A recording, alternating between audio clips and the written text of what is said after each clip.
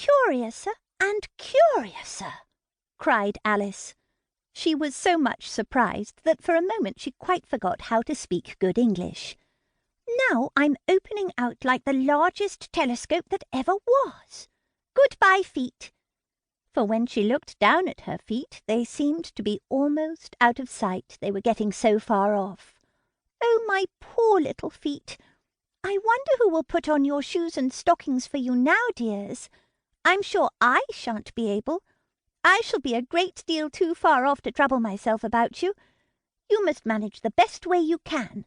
But I must be kind to them," thought Alice, "or perhaps they won't walk the way I want to go. Let me see. I'll give them a new pair of boots every Christmas." And she went on planning to herself how she would manage it. They must go by the carrier, she thought, and how funny it'll seem sending presents to one's own feet, and how odd the directions will look. "Alice's right foot, Esquire, hearthrug, near the fender, with Alice's love." Oh dear, what nonsense I'm talking! Just then her head struck against the roof of the hall.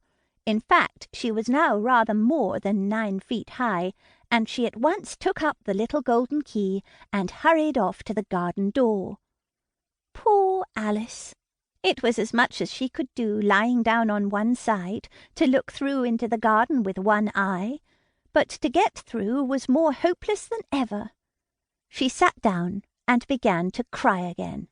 "You ought to be ashamed of yourself," said Alice. "A great girl like you," she might well say this, "to go on crying in this way. Stop this moment, I tell you." But she went on all the same, shedding gallons of tears, until there was a large pool all round her, about 4 inches deep, and reaching half down the hall.